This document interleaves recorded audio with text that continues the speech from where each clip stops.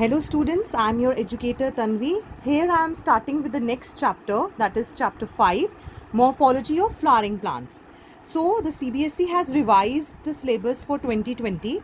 So only these topics will be covered in this chapter. So kindly make a note of the topics which we will be covering in the new revised syllabus. The inflorescence, the flower, some of the technical description of flowers, and floral formulas and diagrams of two families, Solanaceae and Liliaceae. So let us first talk about what is inflorescence. Inflorescence refers to actually the arrangement of the flower on the floral axis. So before we understand the arrangements, the different types of inflorescence, we should see what a flower is. Flower is a modified shoot. Now, why we are calling it as modified shoot? Because we know that at the tips, the apical meristem is present. So, the shoot apical meristem transforms into a floral meristem. And what we observe that the internodes, they do not elongate.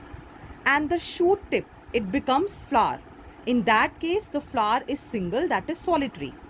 So, the arrangement, how they are arranged on the floral axis, that is called as inflorescence. On this basis, it is of two types, racemose and cymose. Racemose means that the main axis continues to grow, and in cymose, the main axis terminates in a flower. So if I represent, it will be something like this. It will continue to grow, and in cymose, the central axis will lead to a terminal flower.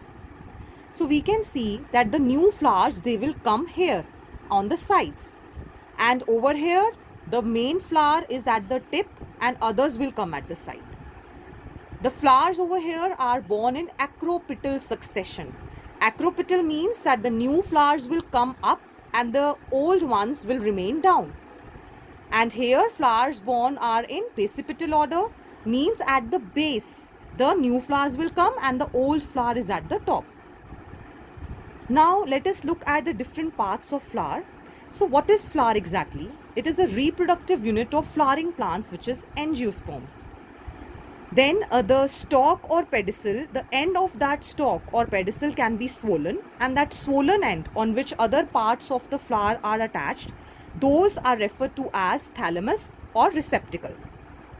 There are four different whorls in a flower. We can see the green colored calyx, colorful corolla, androecium and gynoecium.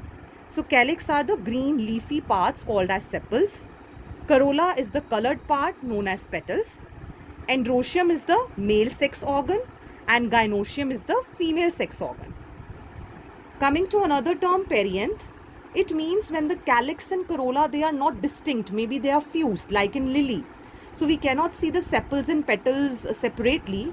That structure will be referred to as perianth. Talking about sexuality of flower, it can be bisexual or unisexual. Bi means two, means the flower is having both androecium and gynoecium.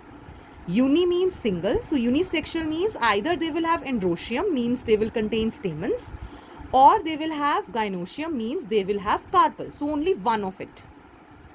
Actinomorphic, basically depending on the symmetry of the flower, we can have actinomorphic flower, zygomorphic flower and asymmetric flower. Actinomorphic means it has radial symmetry, means through any plane it can be divided into two equal halves like in mustard and chili.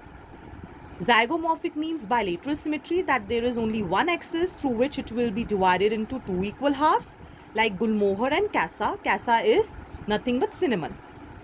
And asymmetric is irregular, means you pass it through any plane.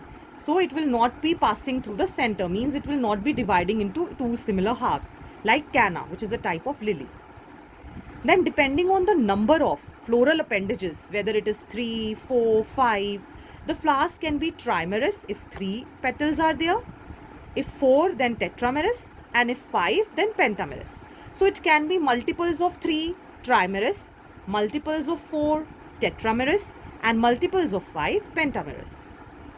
Then there are certain bracts. What are bracts? These are very small sized leaves, you can say reduced leaves, which are present at the base of the stalk of the flower or the pedicel. So that is known as bract.